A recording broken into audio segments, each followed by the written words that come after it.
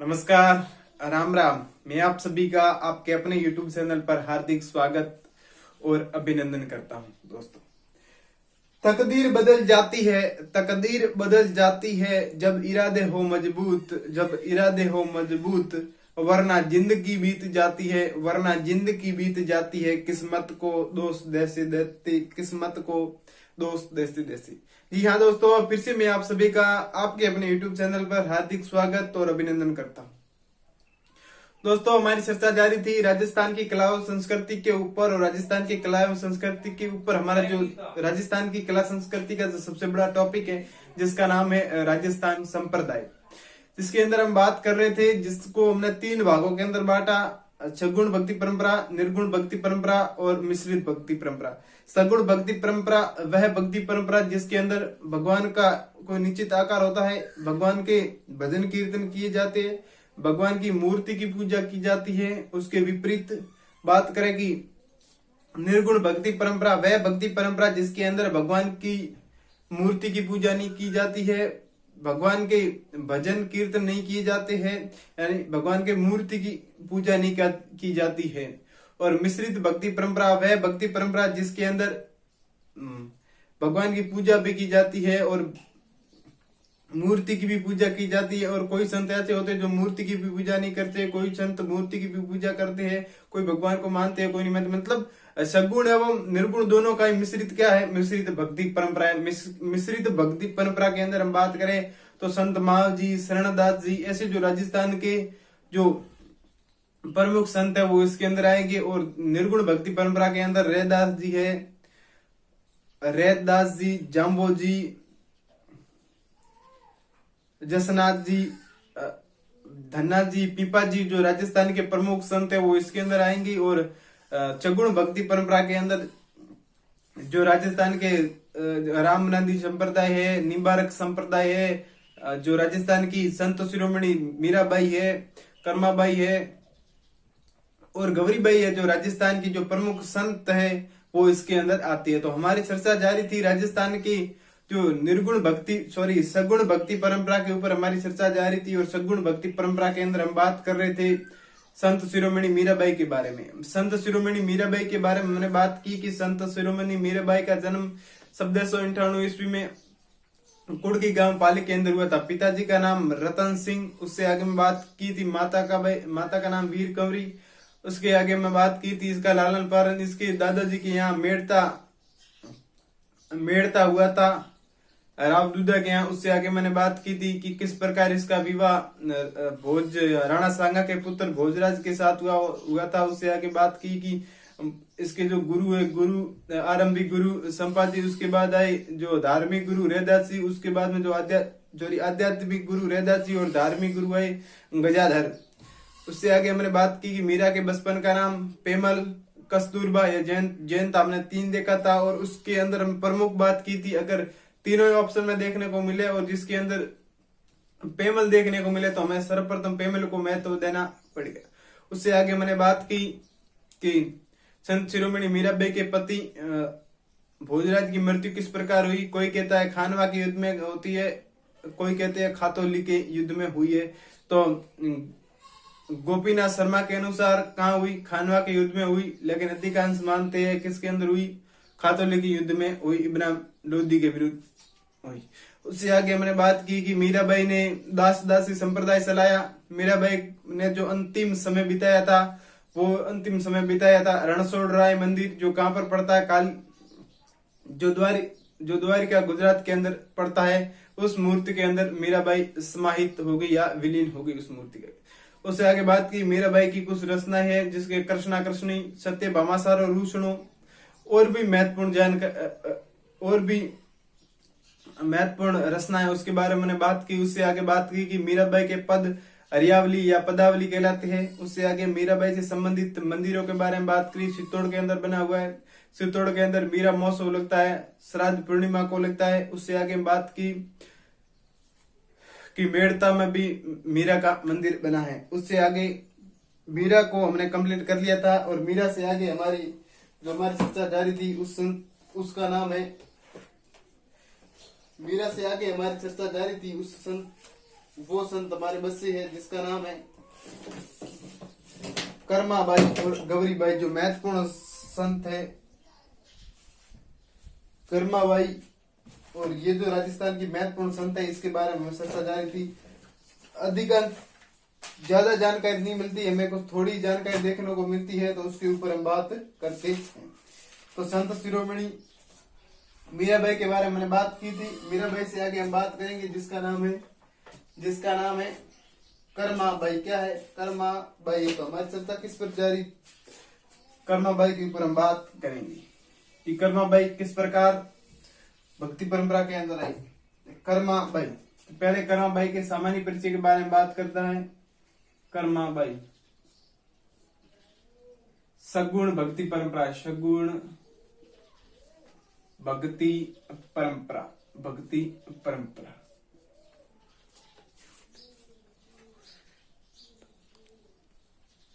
सगुण भक्ति परंपरा, जिसके अंदर हमने कर्माबाई के ऊपर हम बात करेंगे। कर्माबाई का जन्म कहाँ हुआ? कर्माबाई के पहले सामान्य परिचय के बारे में बात करो तो कर्माबाई का जन्म कालवा गांव नागौर के अंदर हुआ। कालवा गांव कहाँ पड़ता है? नागौर के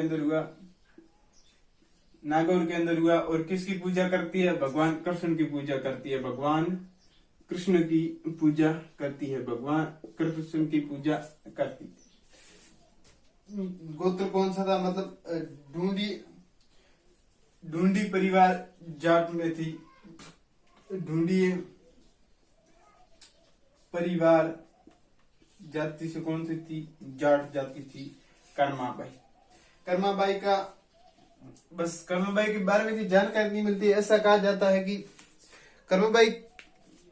कर्माबाई ने हठ से भगवान कृष्ण को क्या कराया था? भोजन कराया था। हठ से भगवान कृष्ण को भोजन कराया था। कैसे कराया था? एक समय की बात है जब कर्माबाई छोटी थी, उस टाइम कर्माबाई के पिताजी हमेशा भगवान कृष्ण की पूजा करते थे और मंदिर आपके घर से थोड़ा, यानी कर्माबाई के घर से मंदिर थोड़ा दूर पड़ता था। तो इसके पिताजी हमेशा जाते और भगवान कृष्ण को क्या जिमाते, भगवान कृष्ण के लिए भोजन लेके जाता और मंदिर पर डेली वो भोग लगाते। ऐसे करते करते एक दिन की बात है जब कर्माबाई के पिताजी के कोई आवश्यक काम हो गया, यानी आवश्यक काम पड़ने के कारण कर्माबाई के पिताजी मंदिर में नहीं जा सके। तो कर्माबाई के पिताजी ने कहा कि कर्मा, आज मैं मंदिर नहीं जाऊंगा, आज मैं मंदिर नहीं जा पाऊंगा, मेरे आवश्यक काम है। और आप ऐसे करना, जो आपने जो भोजन बनाया है भगवान कृष्ण के लिए, वो भोजन आप स्वयं भगवान कृष्ण को करवा देना। कर्माबाई तो छोटी अवस्था में थी। कर्माबाई को क्या पता कि भगवान कृष्ण स्वयं रोटी मतलब खाना जीमते, उसको पता नहीं था। और वो मंदिर पे ले जाके गई। मंदिर में ले जाकर भोजन भगवान कृष्ण के सामने रखा और 2-3 घंटे तक अड़ी की, मतलब उसका इंतजार किया कि भगवान कृष्ण कब खाना खाएंगे। लेकिन बाद में नहीं खाने के बाद हम स्वयं ने ऐसे मतलब उसके अंदर से उठाया मुरिया और उसके मुख के सामने रखा, भगवान कृष्ण की मूर्ति के सामने रखा। सूरमा था, मूर्ति के सामने रखा तो नहीं, अपने अपने हाथ के अंदर उस मुरी को लेकर भगवान कृष्ण की मूर्ति के ऊपर किया तो भगवान कृष्ण ने नहीं खाया। तो उसने ऐसे कहा कि जब तक आप खाना नहीं खाओगे तो मैं यहाँ से हटूंगी नहीं। हाथ पकड़ ली, कर्माबाई ने हाथ पकड़ ली कि जब तक आप खाना नहीं खाओगे तब तक मैं यहाँ से नहीं जाऊंगी। तो ऐसे कहा कि मतलब ऐसे 2-3 दिन बीत गए जब तक भगवान कृष्ण खाना नहीं खाए, जब तक वो गई नहीं। ऐसा कहा जाता है कि भगवान कृष्ण उसकी भक्ति से इतने प्रसन्न हुए कि वे स्वयं उसके हाथों से खाना खाने के लिए धरती पर आ गए। तो ऐसे थी कर्माबाई, जिसने अपनी हट से भगवान कृष्ण को क्या खिलाया? खाना खिलाया। तो ये थी हमारी कर्माबाई। तो कर्माबाई से संबंधित एक लिख लो कि भगवान कृष्ण को हट से खाना खिलाया। क्या खिलाया? खाना खिलाया। या भगवान कृष्ण को अड़ से क्या खिलाया, खाना खिलाया। तो ये बस इतने कर्म भाई से संबंधित है। उससे आगे आती है जिसे क्या कहते हैं, वागड़ की मीरा कहते हैं। वागड़ की मीरा जिसका नाम क्या है, कर्मा बाई है, वागड़ की मीरा। उससे आगे हम बात कर रहे हैं वागड़ की मीरा के बारे में जिसका नाम है गौरी बाई। वागड़ की मीरा, वागड़ की मीरा, गौरी बाई। उससे आगे हम बात करते हैं गौरी बाई के बारे में। गौरी बाई ये छोटी छोटी जो संत है, जो सगुण भक्ति परंपरा के अंदर पूछी जाती है। तो कौन सी है गौरी बाई? गौरी बाई का जन्म डूंगरपुर के अंदर हुआ था। डूंगरपुर के अंदर हुआ था। डूंगरपुर के अंदर हुआ था। और किसकी पूजा करती थी? भगवान कृष्ण की पूजा करती थी। वागड़ की मीरा कहते हैं, वागड़ की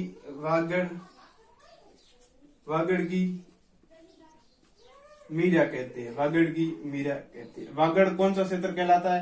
यानी डूंगरपुर और बांसवाड़ा वाला क्षेत्र है, उस क्षेत्र को क्या कहते हैं? वागड़ क्षेत्र कहते हैं। वागड़ की मीरा कहते हैं। क्योंकि जिस प्रकार राजस्थान के अंदर, यानी जो पश्चिमी राजस्थान के अंदर जिस प्रकार भगवान कृष्ण की पूजा की, जिस प्रकार भगवान कृष्ण की भक्ति की मीरा जी ने, उसी प्रकार वागड़ क्षेत्र के अंदर भी गौरी बाई ने भगवान कृष्ण की पूजा की। इस कारण इसे क्या कहते हैं? वागड़ की मीरा कहते हैं। गौरी बाई को वागड़ की मीरा कहते हैं।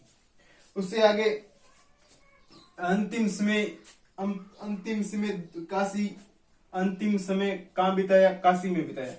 इसके लिए एक मंदिर भी बनाया था। इसके लिए एक मंदिर बनाया गया। किसने बनाया? डूंगरपुर के शासक थे शिव सिंह ने। डूंगरपुर के शासक शिव सिंह ने एक मंदिर बनाया जिसे बाल मुकुंद मंदिर कहते हैं। जहां पर गौरीबाई पूजा करती थी, उसी स्थान पर डूंगरपुर के शासक शिव सिंह ने एक मंदिर का निर्माण करवाया। डूंगरपुर के शासक कौन थे? शिव सिंह ने एक मंदिर बनाया। मंदिर बनाया जिसे क्या कहते हैं? जिसे बाल मुकुंद कहते हैं। बाल मुकुंद मंदिर कहते हैं। बाल मुकुंद मंदिर कहते हैं। क्या कहते हैं? बाल मुकुंद मंदिर कहते हैं। जिस स्थान पर गौरीबाई पूजा करती थी, उसी स्थान पर डूंगरपुर के शासक शिव सिंह ने एक मंदिर का निर्माण करवाया। जिस मंदिर को क्या कहते हैं? जिस मंदिर को कहते हैं बाल मुकुंद मंदिर कहते हैं। और गौरीबाई ने अपना अंतिम समय, यानी जो अंतिम समय में ये अपने घर बार छोड़कर काशी यूपी के अंदर चली गई और वहां पर भगवान कृष्ण की पूजा करने लगी और यहीं पर अंतिम समय बीता और यहीं पर भगवान को प्यारी हो गई, यानी यहाँ पर ही स्वर्गवास हो गया। उससे आगे बात करते हैं हम, जो इसने जो अपने उपदेश दिए यानी अपनी जो ज्ञान बांटा, उस ज्ञान को क्या उपदेश दिया, उपदेश का संकलन कहलाता है क्या कहलाता है? गवाना कहलाता है। जो ने बयान लिखे, जिसे क्या कहते हैं? इसने यानी गौरीबाई के उपदेशों के संग्रह को क्या कहते हैं? गौरीबाई के उपदेशों के संग्रह को क्या कहते हैं? गवाना कहते हैं। गौरीबाई एक लोक नाट्य भी है जो भीलों के द्वारा किया जाता है। गौरीबाई एक लोक नाट्य है जो भीलों के द्वारा किया जाता है। उसके बारे में हम आगे बात करेंगे। तो पहले हमारी चर्चा जारी थी कि गौरीबाई डूंगरपुर में जन्म हुआ, वागड़ की मीरा कहलाती है। इंपॉर्टेंट यही बात है गौरीबाई के संबंधित। अगर कई बार एग्जाम के अंदर पूछी गई तो यही बात पूछी गई कि वागड़ की मीरा किसे कहते हैं? गौरीबाई को कहते हैं। तो राजस्थान की राधा किसे कहते हैं? राजस्थान की राधा मीराबाई को कहते हैं। ये बात आपको याद रखनी है। तो ये इतनी जानकारी थी हमें गौरीबाई के बारे में। उससे आगे हम बात करते हैं गौरीबाई के ऊपर हम बात करते हैं। गौरीबाई जिसे क्या कहते हैं? वागड़ की मीरा कहते हैं। वागड़ कौन सा प्रदेश कहलाता है? जो डूंगरपुर और बांसवाड़ा वाला क्षेत्र है वो क्या कहलाता है? वागड़ प्रदेश। अब सगुण भक्ति परंपरा के अंदर हम बात करें थी, उससे पहले हमें सगुण भक्ति परंपरा के ऊपर हमारी चर्चा जारी थी। उससे पहले हम देखो शैव संप्रदाय, वैष्णव। आपने वैष्णव संप्रदाय के बारे में भी सुना होगा। और शैव संप्रदाय क्या होता है? शैव संप्रदाय। और आपने सुना होगा शाक्त संप्रदाय क्या होता है? शाक्त संप्रदाय। शाक्त संप्रदाय के बारे में भी सुना होगा। शाक्त संप्रदाय क्या होता है? शाक्त संप्रदाय, पहले शाक्त संप्रदाय के बारे में बात करते हैं तो वह शाक्त संप्रदाय वे जिसके अंदर देवियों की पूजा की जाती है, देवियों की पूजा होती है। देवियों में प्रमुख देवी है जोगणीय माता, जोगणीय माता का मंदिर कहाँ पर पड़ता है? यूपी के अंदर पड़ता है। वह संप्रदाय जिसके अंदर किसी देवी की पूजा की जाती है क्या कहलाता है? शाक्त संप्रदाय कहलाता है, जिसके अंदर देवी की पूजा की जाती है। उसके बाद आते वैष्णव संप्रदाय, वह संप्रदाय जिसके अंदर भगवान विष्णु की पूजा की जाती है, वह संप्रदाय जिसके अंदर भगवान विष्णु की पूजा की जाती है। और शैव संप्रदाय, वह संप्रदाय जिसके अंदर भगवान शिव की पूजा की जाती है। वह से वैष्णव, वह से विष्णु और वह से वैष्णव, विष्णु की पूजा होती है। विष्णु की शैव संप्रदाय, वैष्णव संप्रदाय में विष्णु की पूजा होती है और शैव संप्रदाय में शिव की पूजा होती है। शिव की क्या होती है? पूजा होती है, भगवान शिव की पूजा होता है। जो शैव संप्रदाय के जो प्रमुख साधु यानी अनुयायी यानी जो शैव संप्रदाय को मानने वाले हैं उसे क्या कहते हैं? शैव संप्रदाय के अनुयायियों को क्या कहते हैं? वैष्णव संप्रदाय के अनुयायियों को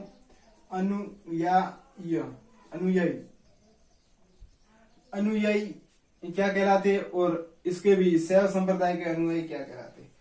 तो जो वैष्णव संप्रदाय के अनुयायी होते हैं उसे कहते हैं अलवार। क्या कहते हैं? अलवार। यानी जो वैष्णव संप्रदाय को मानते हैं उसे कहते हैं अलवार, और जो शैव संप्रदाय को मानते हैं उसे कहते हैं नयनार। क्या कहते हैं? नयनार कहते हैं, नयनार कहते हैं। क्या कहते हैं? नयनार कहते हैं। क्या कहते हैं? नयनार कहते हैं। नयनार कैसे? भगवान कृष्ण के 3 नयन थे, भगवान शिव के 3 नयन थे, ऐसे याद रखना।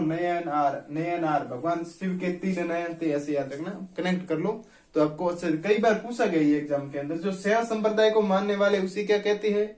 नयनार कहते हैं। जो अलवार जो वैष्णव संप्रदाय को मानते हैं उसे क्या कहते हैं?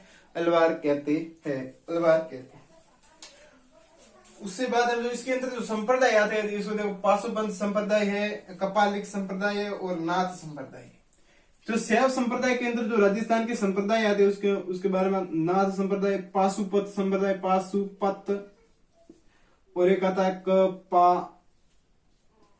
कपालिक संप्रदाय।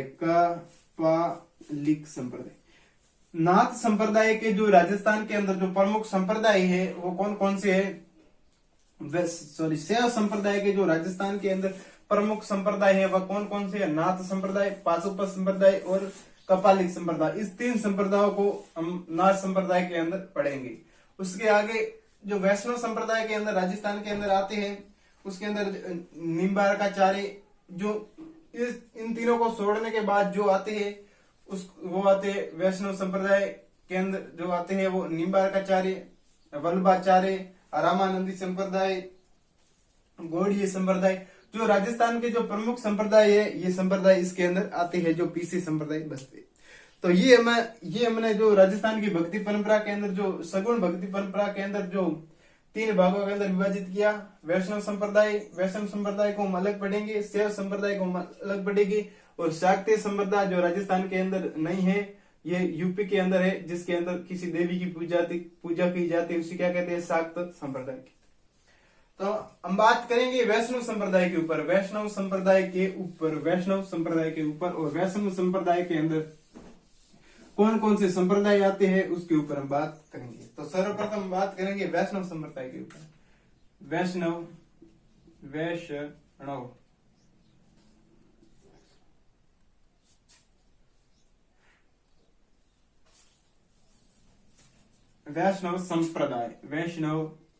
संप्रदाय हमारी चर्चा जारी है वैष्णव संप्रदाय के ऊपर। किसके ऊपर? वैष्णव संप्रदाय के ऊपर। और वैष्णव संप्रदाय के ऊपर जिसके ऊपर हम सर्वप्रथम बात करेंगे उसका क्या नाम है? उसका नाम है निम्बारकाचार्य, निम्बारका संप्रदाय या निम्बारकाचार्य। वैष्णव संप्रदाय के अंदर एक प्रमुख संप्रदाय आता है जिसका नाम है निम्बारक संप्रदाय। निम्बारक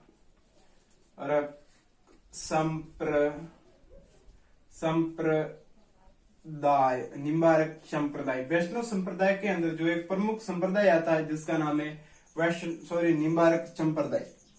निम्बारक संप्रदाय के बारे में बात करूं तो निम्बारक संप्रदाय की स्थापना निम्बारकाचार्य के द्वारा की गई है। निम्बारकाचार्य कहाँ के रहने वाले थे?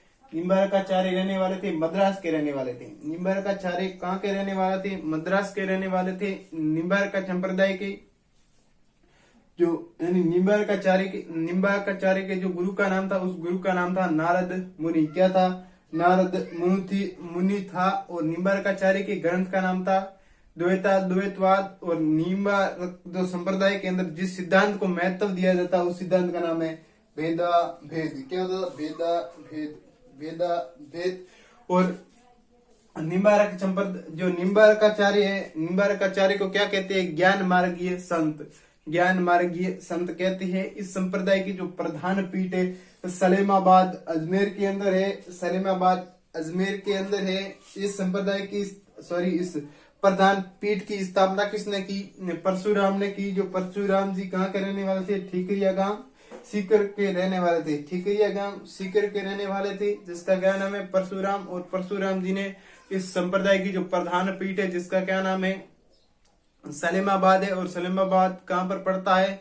अजमेर के अंदर पड़ता है। और इससे संबंधित एक महत्वपूर्ण है कि ये किस नदी के किनारे स्थित है? तो रूपनगढ़ नदी के किनारे। हमने बात की नदियों वाले टॉपिक के अंदर कि रूपनगढ़ नदी कहाँ से निकलती है। रूपनगढ़ नदी किशनगढ़ की पहाड़ियां अजमेर से निकलती है और ये अपना जल कहाँ पर ले जाती है?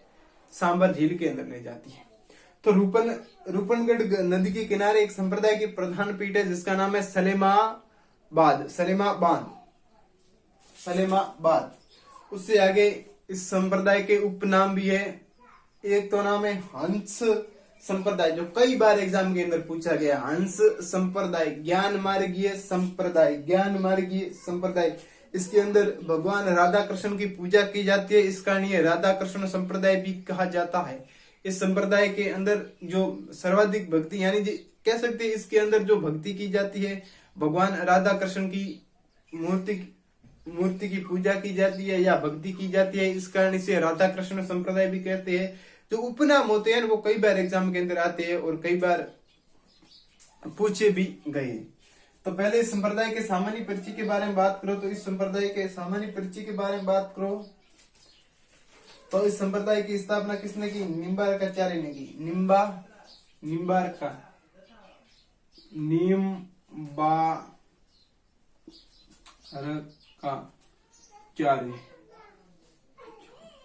निम्बारकाचार्य कहाँ के रहने वाले थे? ये सर मद्रास के रहने वाले थे। इस निम्बारका के गुरु का नाम क्या था? गुरु का नाम था नारद मुनि था। क्या था? नारद मुनि था। उस निम्बारकाचार्य को ज्ञान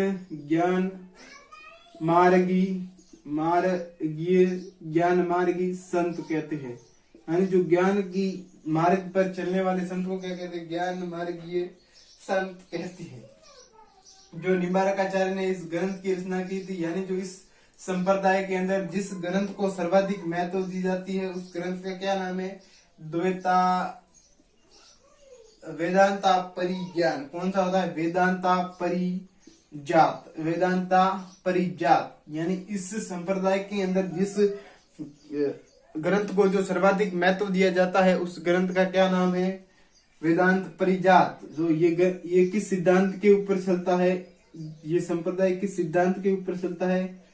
भेदा भेद।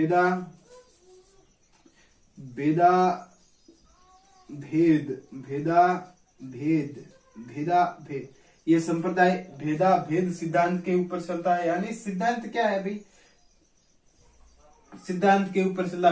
सिद्धांत कौन था? ऐसे एग्जाम के अंदर पूछा जाएगा कि भेदा भेद सिद्धांत किस संप्रदाय का है? वेदांत परिजात किसका ग्रंथ है और किस संप्रदाय से संबंधित है? और ज्ञान मार्गीय संत किसे कहते हैं? तो किसे कहते हैं? निम्बारकाचार्य को कहते हैं। निम्बारकाचार्य का संबंध कहाँ से है? तो मद्रास से है। निम्बारकाचार्य के गुरु का क्या नाम है? तो नारद मुनि निम्बारका के गुरु का नाम है। उससे आगे इस संप्रदाय की जो प्रधान पीठ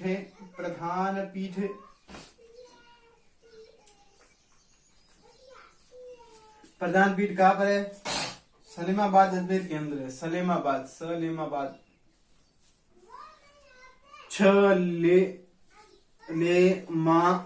सलेमाबाद में किसने स्थापना की थी?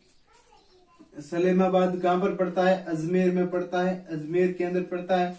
और स्थापना किसने की थी? स्थापना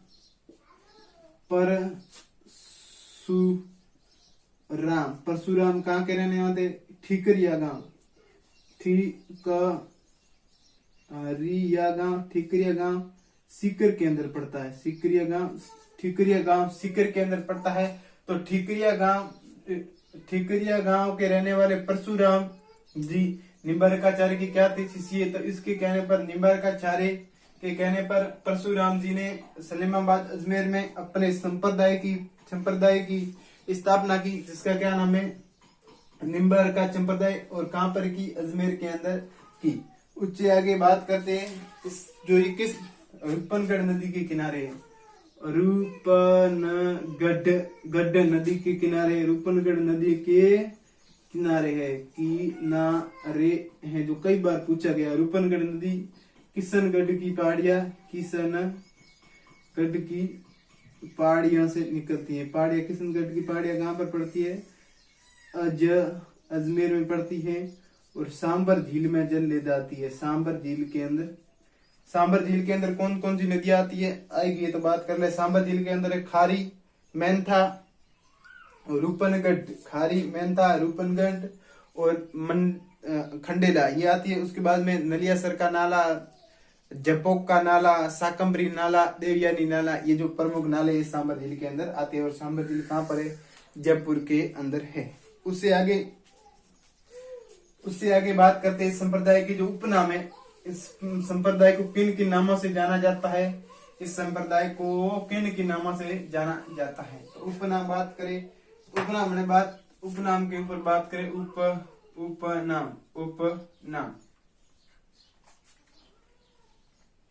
उपनाम कौन सा है? उपनाम है हंस संप्रदाय।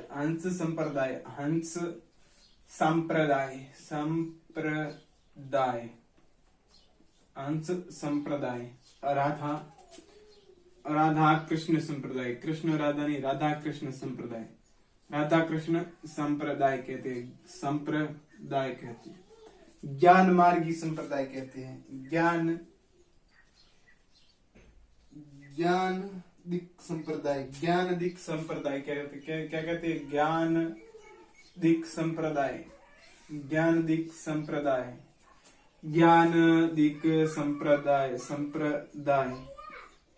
नारद संप्रदाय, क्योंकि इसके गुरु का नाम क्या था? नारद था।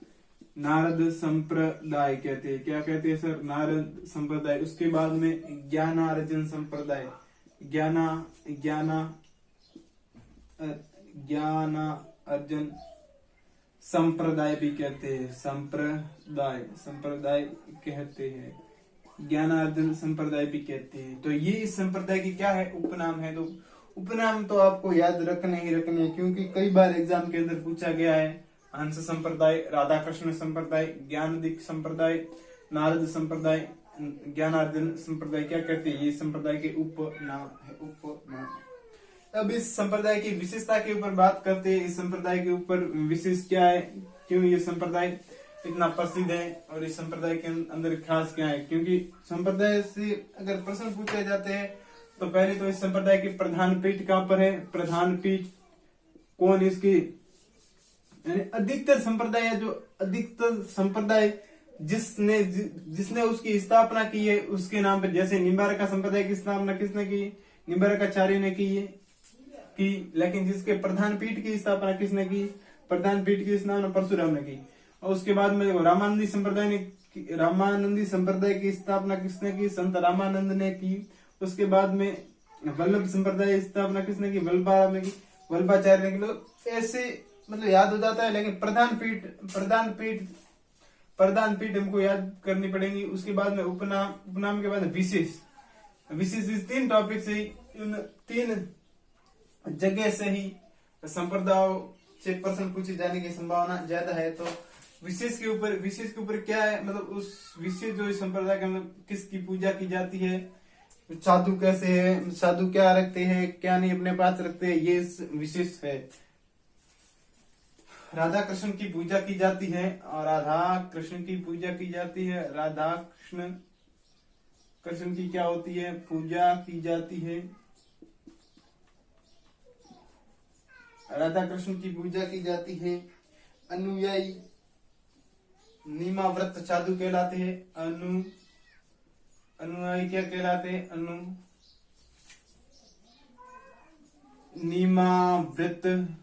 नियमाव्रत साधु कहलाते हैं। क्या कहलाते हैं? नियमाव्रत साधु कहलाते हैं। नियमाव्रत साधु कहलाते हैं। अनुयायी नियमाव्रत साधु कहलाते हैं। मंदिर, हाँ ये कई बार पूछा गया है। मंदिरों का जो द्वार, प्रवेश द्वार होता है उसे क्या कहते हैं? द्वारपाल कहते हैं। प्रवेश द्वार क्या कहलाता है? द्वारपाल कहलाता है। क्या कहलाता है? गोपाल पाल कहलाता है। क्या कहलाता है? गोपाल द्वार कहलाता है। गोपाल द्वार कहलाता है। मंदिरों का जो प्रवेश द्वार होता है वो मंदिरों का प्रवेश द्वार क्या कहलाता है? गोपाल द्वार कहलाता है। क्या कहलाता है? गोपाल द्वार कहलाता है। मेला कब लगता है? राधा अष्टमी को। राधा अष्टमी कब लगती है? भाद्रपद शुक्ल अष्टमी को। मेला इस कहाँ पर लगता है? मेला सलेमाबाद में लगता है। मेला कहाँ पर लगता है? मेला सलेमाबाद में लगता है। सलेमाबाद के अंदर लगता है। कब लगता है? राधा अष्टमी कब आती है? राधा कृष्ण का राधा अष्टमी कब आती है?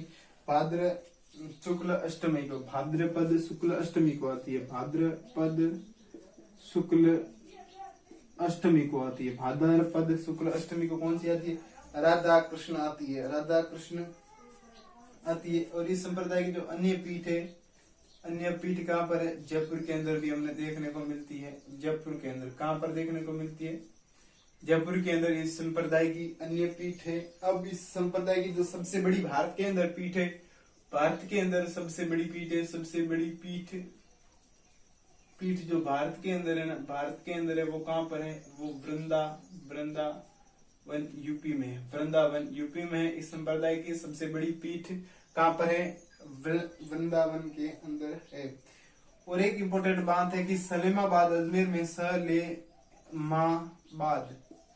सलीमाबाद अजमेर में राधा की नर्तक मूर्ति, यानी नृत्य करती नर्तक मूर्ति है। किसकी है? राधा की नर्तक मूर्ति है। राधा की नृत्य करती हुई मूर्ति कहाँ पर दिखाई गई है? सलीमाबाद अजमेर में दिखाई गई है। तो ये थी इस संप्रदाय के बारे में जानकारी। इस संप्रदाय के बारे में हमने बात की। पुनः इस संप्रदाय का हम रिवीजन कर रहे थे। इस संप्रदाय की स्थापना किसने की? निम्बार्काचार्य ने इस संप्रदाय की स्थापना की। उसके बाद इस संप्रदाय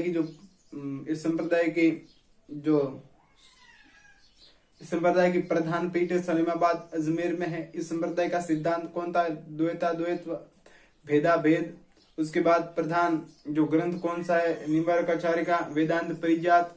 उसके बाद में प्रधान पीठ की स्थापना किसने की? कृपाराम ने की। उससे आगे मैंने बात की इस संप्रदाय के उपनाम हंस संप्रदाय, राधा कृष्ण संप्रदाय, ज्ञान मार्ग, ज्ञानाधिक संप्रदाय। उसके बाद में नारद संप्रदाय और ज्ञानार्जन संप्रदाय कहते हैं। उसके बाद में विशेष के बारे में बात किया तो इस संप्रदाय के अंदर राधा कृष्ण की पूजा की जाती है। साधु नियमाव्रत कहलाते हैं। उससे आगे बात की इस संप्रदाय की जो प्रवेश द्वार होते हैं उस प्रवेश द्वार को क्या कहते हैं? गोपाल द्वार कहते हैं। उससे आगे बात की कि इस संप्रदाय में जो मेला लगता है वो कब लगता है? भाद्रपद शुक्ल अष्टमी को लगता है, यानी राधा अष्टमी के दिन मेला लगता है। तो कहाँ पर लगता है? रूपनगढ़ नदी के किनारे सलेमाबाद अजमेर में लगता है। उससे आगे मैंने बात की कि सलेमाबाद अजमेर के अंदर राधा की नृत्य करती हुई मूर्ति है। तो ये था आज का महत्वपूर्ण संप्रदाय जिसका नाम है निम्बार्क संप्रदाय। आशा करता हूँ कि निम्बार्क संप्रदाय से संबंधित जो भी एग्जाम के अंदर प्रश्न आए वो आप अच्छी तरीके से करें। तो विदाई लेना चाहता हूँ आप सभी से। राम राम, जय हिंद। मिलेंगे कल नई क्लास के साथ, नई जोश के साथ, नई उत्साह के साथ। ऐसे ही मुस्कुराते रहना, ऐसे ही हंसते रहना।